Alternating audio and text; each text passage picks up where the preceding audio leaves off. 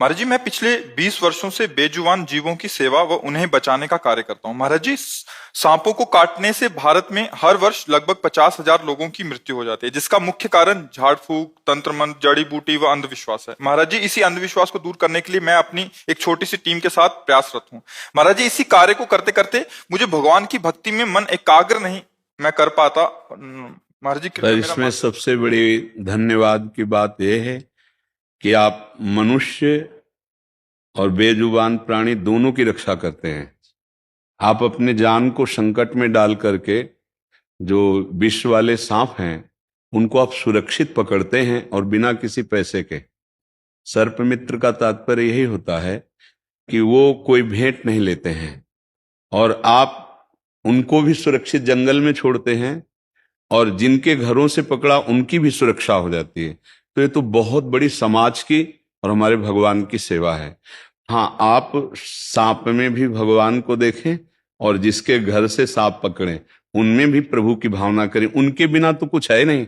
ये जो चैतन्यता है, चेतनता है, श्री भगवान की है। कई बार हमने एकांतिक और सत्संग में बताया कि यंत्रों के प्रभाव से बिजली का प्रभाव बदलता नजर आता है। हीटर है, फ्रिज है, इनमें गर्म ठंडा है, हाइलोजन है, प्रकाश है, विविध प्रकार के यंत्रों करणों के कारण बिजली का प्रभाव अलग अलग, पर बिजली एक ही होती है। ऐसे ही सर्प है, मनुष्य है या अन्य योनियां हैं, चराचर जगत है, सब में एक ही भागवतिक शक्ति है।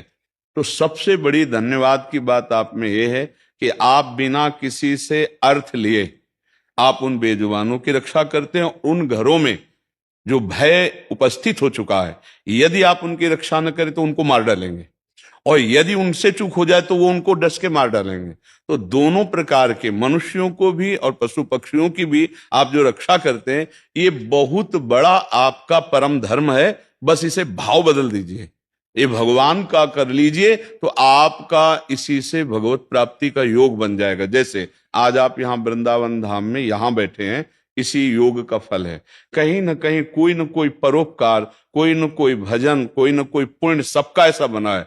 भगवान की कृपा हुई कि आप यहां बैठे हैं। पुण्य पुंज बिन मिले ही न संता, वो स्वामी तुलसीदास जी कहते हैं। इसमें हमारे कुछ सुकृत काम किए और दूसरी हरि कृपा। अब मोहि भा भरोसा हनुमंता, बिनु हरि कृपा मिले नहीं संता।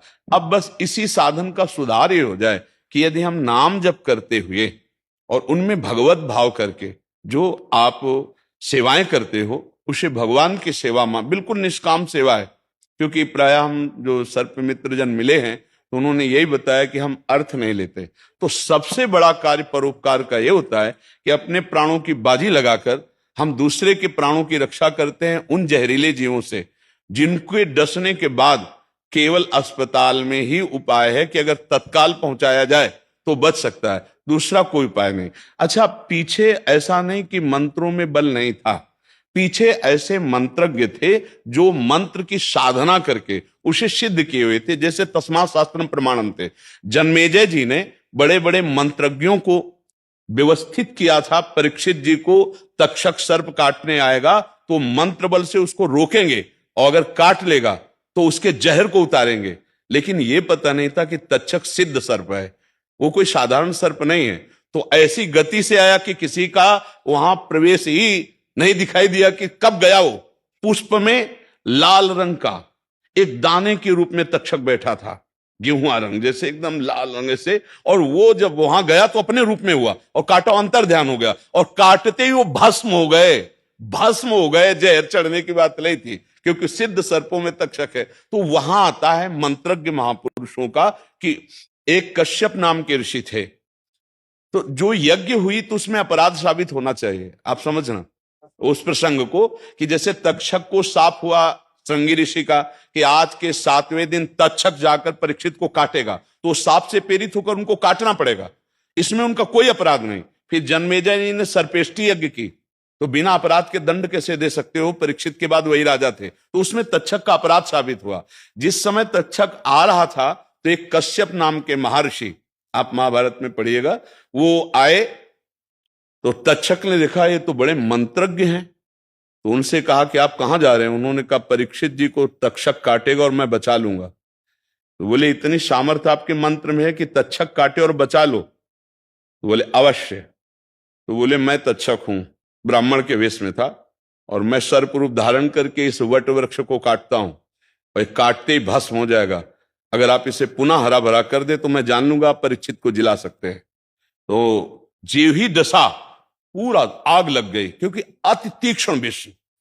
इसके बाद उन्होंने कश्यप जी ने मंत्र उच्चारण किया तो जैसा वृक्ष था उससे भी जैसे बसंत ऋतु में नवीन कोपले आ गए।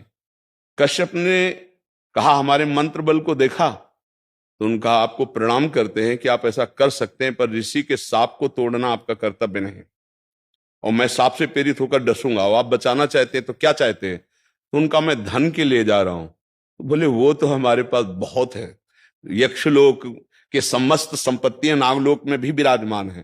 तो उन्होंने संपत्ति देकर उनको वापस कर दिया। ये जब बात सुनी जन्मेजय जी ने तो कहा मैं तक्षक को दंड दूंगा। मेरे पिता को सांप से प्रेरित होकर काटने आना उनका कर्तव्य था, लेकिन उन्होंने वापस क्यों किया कश्यप ऋषि को? अब मैं ऋषियों के द्वारा ही दंड दिलाऊंगा। तो एक सर्पेष्टि यज्ञ हुई थी, आपने कभी सुना है?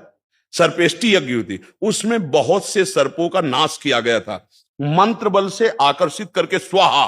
तो वो जिस नाम उच्चारण किया जाएगा सर्प का, वो उसी समय आकर अग्नि में गिरेगा, भस्म हो जाएगा। बहुत से सर्पों का जब नाश हुआ तो जन्मेजय जी ने पूछा मेरे पिता का काटने वाला तो आया ही नहीं। तो उनका वो नहीं आ सकता। बोले क्यों? बोले वो देवराज इंद्र के सिंहासन के पावे में छुपा हुआ, क्योंकि देवराज इंद्र उसके मित्र हैं। तो उनका ऐसा मंत्र नहीं कि मैं देवराज इंद्र सहित सिंहासन सहित तक्षक आ जाए। बोले आदेश कीजिए, संकल्प में तो बहुत बड़ी सामर्थ्य है। अब वो सामर्थ्यवान ऋषि जे ही मंत्र उच्चारण किया तो देवराज इंद्र कूद पड़े सिंहासन से, और सिंहासन सहित तक्षक चीखता हुआ आकाश में आया। सो वासुकी नाग की बहन के लड़के थे आस्तिक ऋषि, वो तत्काल वहां उपस्थित हुए, उनको इसीलिए भेजा ही गया था। उन्होंने कहा तिष्ठ। अब ब्रह्म ऋषियों का तप बल वहीं आकाश में रुक गए, और जन्मेजय जी से कहा भिक्षा मांगता हूं मैं। और यज्ञ में कोई ऋषि भिक्षा मांगे तो पूर्णता तभी मानी जाती है जब उसकी भिक्षा पूर्ण कर दे। जैसे वामन भगवान बलि के यज्ञ में भिक्षा के लिए गए थे, यज्ञ समाप्त हुई, तक्षक सुरक्षित बच गया। तो मंत्रों में बल था, है इसलिए नहीं कह रहे। आहार नहीं शुद्ध है, संयम नहीं शुद्ध है, स्वार्थ बुद्धि, तो मंत्र वो सिद्ध नहीं है। अब एक ढकोसला करके किसी तीक्ष्ण विषधारी के विष को उतारने का अगर हम स्वांग करें और वो जब न ठीक हो पावे और तब हम उसको बोले अस्पताल ले जाओ, ये तो वो धोखा होगा। मुझे लगता है आजकल होंगे, हमारी नजर में नहीं है, मंत्रज्ञ ऐसे मिलना बहुत कठिन है जो मंत्र के द्वारा सर्प विष से रहित कर सके। उनको अस्पताल ले जाना चाहिए, ऐसे आपको भी सलाह देनी चाहिए। हाँ दे रहा। तो आपका तो बहुत बड़ा उत्तम कार्य है, बस नाम जप करते रहिए और सब में हर जीव में भगवत भावना कीजिए, तो यही आपकी भगवत प्राप्ति का हेतु हो जाएगा। है बहुत खतरनाक सेवा आपकी। अब जैसे कुआं में पड़ा है जल में, अब वहां घुस करके आपको जाना होगा और निकालना होगा, और वो कोई ऐसा वैसा पशु थोड़ी, अगर वो हाथ शायद हो सकता है एक दो बार चूक भी हुई हो, आपको हुई है? हाँ, बड़ा खतरे का खेल है। ऐसे ऐसे जहरीले सांप हैं कि 3-4 घंटे में ही काम तमाम कर दे। 1 घंटे 40 मिनट में, 1 घंटे 40। हाँ, तो आपको तो धन्यवाद है कि आप भारत के कोने कोने जाते हैं गुरुजी, हाँ दूर दूर तक, हाँ मतलब पूरे भारत में, चाहे जब चाहे जहां, हाँ 24 बिल्कुल। घंटे सेवा। तो आप अपने किराए से जाते हैं? हाँ, अपनी गाड़ी से, अपने टीम के साथ। हाँ, बहुत सुंदर है, तो धन्यवाद का पात्र है। हमें बहुत अच्छा लगा, क्योंकि परहित सरिस धर्म नहीं भाई, दूसरे का हित करने के समान कोई धर्म नहीं। और प्रायः हमारे गांव नगरों में ये पाए जाते हैं, सर्प पाए जाते हैं, और वो घरों में घुस जाते हैं। जैसे वर्षा हुई तो उनके जहां निवास स्थान है जल आदि भरा, तो वो खान पान के लिए भी बाहर निकलते हैं। तो किसान हैं, उनके घरों में है, और आप जाकर उनकी रक्षा करते, बहुत बड़ी बात है, नहीं तो लोग मार देते हैं। और हमारे सर्पों का भी बड़ा प्रकृति में योग है। जी जी। जैसे सर्प ना हो तो फसल खाने वाले जो चूहे आदि हैं वो नष्ट कर दें किसानों की फसल। हर जीव का एक दूसरे से योग है। जी। हाँ, जैसे अपने लोग हैं ना, तो हर जीव का योग है। हम हर जीव को सुरक्षित रखें तो हमारी प्रकृति सुरक्षित रहेगी। आज जैसे वृक्षों का नाश हो रहा है, जैसे पशु पक्षियों का, तो इस तरह से हम बहुत ही कमजोर होते चले जा रहे हैं। आज वातावरण में आप देखिए बहुत अधिक कार्बन डाइऑक्साइड फैल रही है, ऑक्सीजन जो शुद्धता चाहिए वो इसीलिए नहीं मिल रही, बड़े बड़े वृक्षों का नाश किया जा रहा है। हर प्रकृति के जीव का, हर प्रकृति का हमारे जीवन के लिए बहुत बड़ा उपयोग है।